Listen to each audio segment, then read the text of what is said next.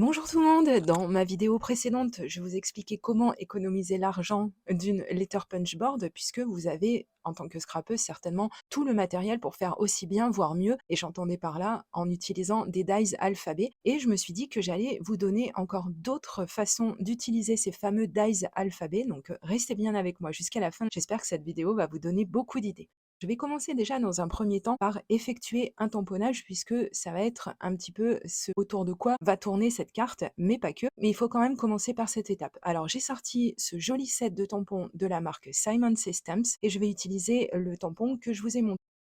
Donc si vous cherchez ce tampon ou toute autre chose que j'utilise dans cette vidéo, n'oubliez pas, vous trouvez tous les renseignements dans la barre d'information juste sous la vidéo. Donc vous cliquez sur plus ou vous cliquez sur le nom de la vidéo pour dérouler cette fameuse barre d'information.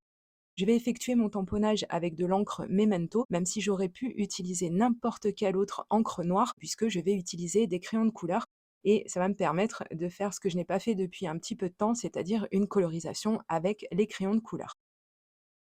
Pour obtenir les meilleurs résultats, bien entendu, et vous allez voir que j'ai bien fait puisqu'il va falloir que je m'y reprenne à plusieurs fois, j'ai utilisé ma plateforme d'aide au tamponnage puisqu'il y a toujours un petit endroit où il arrive que nos tampons ne tamponnent pas correctement. Et là, si on a utilisé un bloc acrylique, on est un petit peu embêté parce que retamponner exactement au même endroit, eh ben, c'est très très difficile à faire. Là, vous voyez, il me manquait un tout petit bout de la feuille et donc ça s'est très bien passé grâce à ma plateforme d'aide au tamponnage. Je vais sortir des crayons de couleur de chez Axon, vous le savez, hein, si vous suivez mes vidéos. J'aime beaucoup ces crayons de couleur, je trouve qu'ils font bien le job. C'est pas les meilleurs du monde, mais ils sont quand même bien pour des personnes qui ont un niveau, on va dire, débutant ou intermédiaire. Ça convient très très bien. Et puis alors, vu le prix, vous pouvez foncer, je pense, si vous cherchez des bons crayons de couleur. Je vais passer peut-être un petit peu rapidement l'étape de la mise en couleur parce que je vais faire un petit peu toujours la même chose. Donc je vais partir de la technique que j'utilise d'habitude, c'est-à-dire que je vais mettre une couche uniforme sur l'intégralité de mon tamponnage, enfin du moins de la zone qui va être concernée par cette couleur.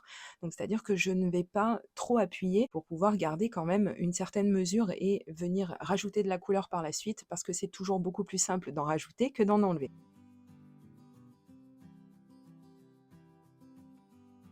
Ensuite, je vais prendre une deuxième couleur puisque là, je vais partir sur quelque chose d'assez simple finalement.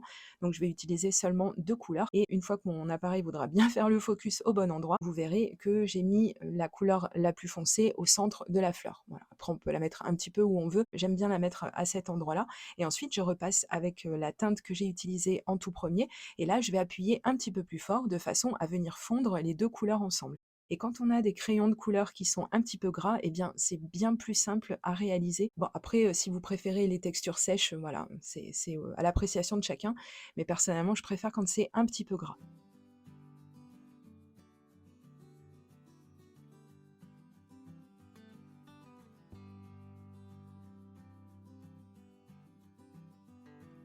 Voici déjà dans un premier temps le résultat. J'ai appliqué les mêmes couleurs sur toutes les fleurs et ensuite je vais changer de boîte de crayon de couleur puisqu'il me fallait des verts et je vais sortir la combinaison gagnante, on va dire entre guillemets, que je me suis créée dans cette boîte. C'est celle vers laquelle je vais revenir le plus souvent quand il s'agit de mettre en couleur des feuilles.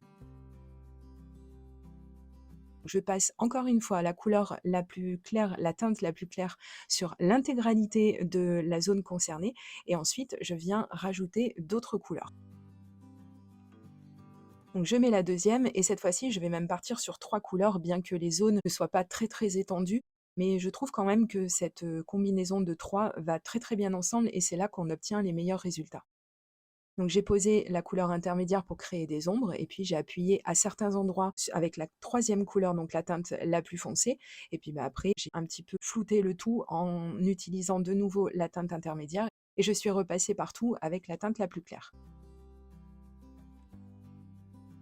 Voici le set de dies alphabet que je vais utiliser. Alors, je vais sélectionner certaines lettres et j'ai ressorti encore une fois l'outil de chez Action qui lui, je vous l'ai déjà dit, je l'aime beaucoup beaucoup. Cette plateforme magnétique, c'est très pratique. On peut faire beaucoup de choses avec. Elle est normalement conçue pour appliquer des encres avec nos pochoirs, etc. Ça maintient bien tout en place. Et c'est vrai que les aimants sont quand même assez puissants, bien qu'ils soient en train un petit peu, comme je l'ai dit dans une vidéo précédente, d'avoir quelques points de rouille. Et ça, je ne me l'explique pas, mais enfin bon, écoutez, ça n'empêche en rien le pouvoir magnétique de ces aimants. Donc écoutez, hein, bon, on va pas On va pas chipoter. Alors là, l'astuce va consister à placer ces lettres sur, ce qu'on vient de mettre en couleur. Ici, j'ai un petit peu galéré, on va dire, parce que le O dans ce set de dies est un petit peu plus grand, c'est étrange. J'ai l'impression qu'il est un petit peu plus grand que le reste, des lettres, mais c'est pas grave, on va pouvoir ajuster et pour bien faire, tenir nos lettres ensemble, une fois qu'on a trouvé le bon espacement, entre chacune d'elles, l'astuce, c'est d'utiliser, du washi tape. Donc on prend un morceau et puis on vient, hop là, en une fois le coller sur toutes nos lettres, on ajuste bien et ensuite, donc, on va récupérer notre devant de carte, puisque oui, ce sera un devant de carte, et on va le passer dans la machine de découpe. Ici, j'ai utilisé ma Big Shot et je vais, par habitude, toujours faire un aller-retour. Voilà, comme je vous dis, c'est une question d'habitude, mais ces dies découpent très très bien du premier coup. Mais j'aime bien quand même avoir un double passage parce qu'on n'est jamais à l'abri qu'ils finissent par ne plus couper, d'autant que les dies alphabet, je les utilise quand même pas mal. Mais bon, là, il n'y a pas eu de souci.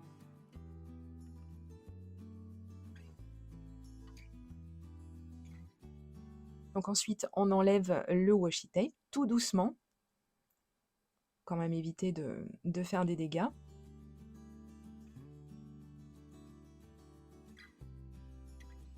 Et ensuite, on va récupérer les chutes de découpe, c'est-à-dire les lettres qu'on vient de découper.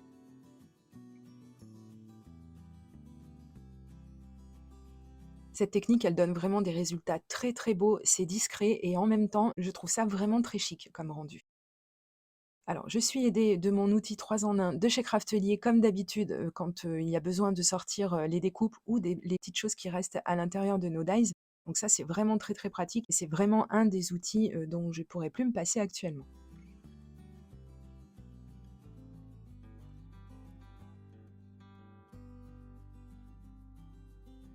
Ensuite, je vais reprendre ma Big Shot parce que je vais avoir besoin d'un petit peu d'épaisseur pour, mettre sous mes lettres, vous allez comprendre.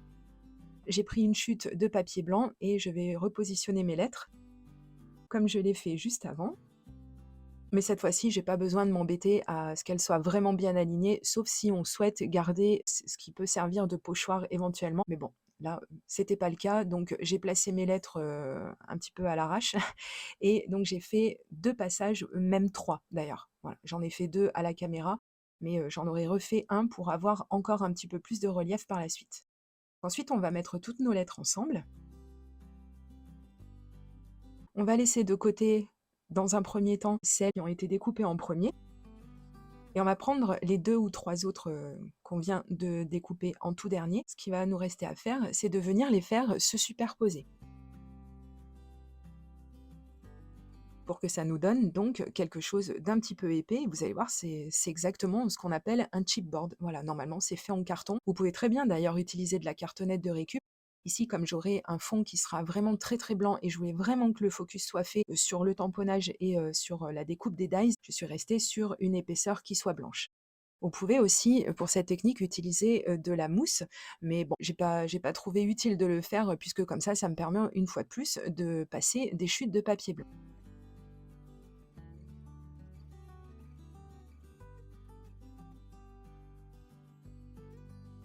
J'ai utilisé, mon Quicky Glue parce que il n'y a pas énormément de surface sur laquelle poser la colle, donc dans ces cas-là, il vaut mieux avoir un outil qui nous permette d'avoir un tout petit peu de colle dispensée pour que mais en fait, on n'en mette pas partout, parce que ça, c'est pas très gracieux. On essaie d'aligner par contre ces lettres le mieux possible. C'est un petit jeu de patience, mais bon, vous verrez, le résultat en vaut vraiment la chandelle.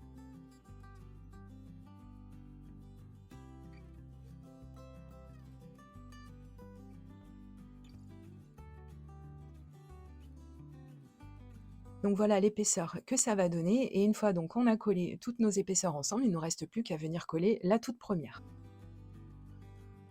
Et là aussi, c'est important d'être vraiment ric-rac, d'être bien droit.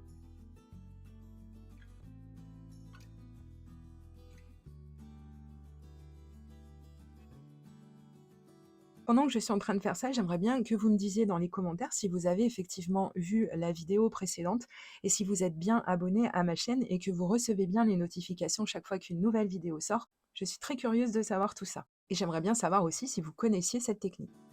Alors voilà, maintenant que j'ai terminé, ça va nous donner ça. Vous voyez, on a pas mal de relief et c'est très très joli. On va laisser ça de côté et je vais continuer d'orner le devant de ma carte et je vais utiliser un autre set de tampons pour ça.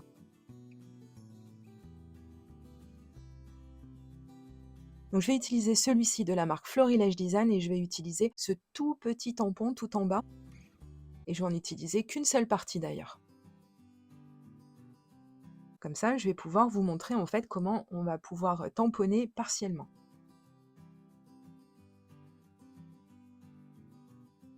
Alors il y a certaines personnes qui, ça ne les dérange pas et je peux le comprendre, arrivent à découper leurs tampons pour isoler certaines parties.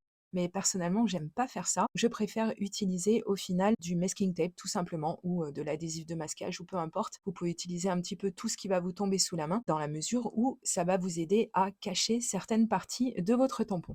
Donc là, en l'occurrence, je veux garder que le J-E, T et l'apostrophe. C'est tout ce qui va m'intéresser, donc tout le reste, je n'en ai pas besoin. Donc j'avais commencé avec mon encreur à y aller à main levée et en fait les parties sont tellement petites que il valait mieux je pense faire, du masquage et comme ça au moins, mais j'ai eu les résultats escomptés.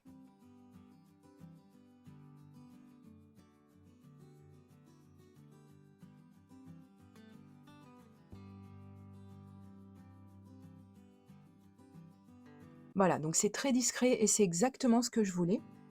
Donc comme ça on peut très bien lire le «Je t'adore». Donc je vais mettre de la colle, alors ici je suis partie avec de la colle liquide, parce que comme ça c'est toujours plus simple pour venir positionner un devant de carte que si on utilisait par exemple du double face, où on n'a pas d'autre choix que de vraiment partir bien droit, et on n'a pas de chance de bien s'y prendre. Alors que là avec la colle liquide on peut ajuster. Et ensuite vous l'aurez compris, il ne me restera plus qu'à venir positionner mes chipboards entre guillemets, et pour ça je vais me servir de nouveau de mon Quickie Glue.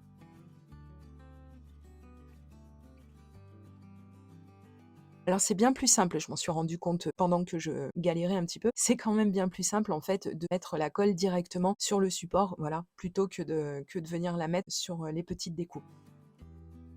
Puisque de toute façon, au final, tout l'espace va être occupé, donc on ne verra pas du tout s'il y a de la colle qui est un petit peu coulée, alors que là en plus c'est pas le cas du tout, puisque le Quickie Glue va dispenser vraiment des petites quantités de colle, donc on n'a jamais vraiment d'accident. Voilà pourquoi j'aime beaucoup beaucoup ce stylo colle. Et j'avais bien gardé l'intérieur des lettres parce que voilà, ça fait partie des petits détails qui font toute la différence, je trouve. Alors c'est un petit peu galère à remettre et effectivement, pareil, hein, je me suis souvenue après que j'avais mon stylo Pick Me Up. Donc c'est un stylo qui a un embout un petit peu comme de la gomme ou quelque chose qui va coller, mais très très peu. Et donc avec l'autre embout, avec le bout de ce stylo, on va pouvoir venir positionner les petites choses, les faire tenir et c'est vraiment, vraiment super pratique.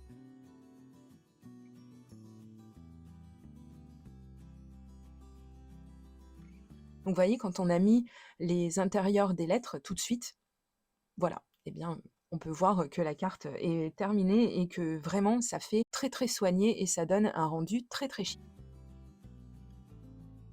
Donc j'espère que cette carte vous plaît et qu'elle vous aura donné envie d'essayer cette technique si vous ne la connaissiez pas ou si vous ne l'avez pas pratiquée depuis longtemps. Je vous remercie également pour le petit pouce en l'air qui fait toujours plaisir et qui aide à mes vidéos à être référencées. Et je vous dis à très très bientôt pour de prochaines vidéos créations. Gros bisous, bye bye!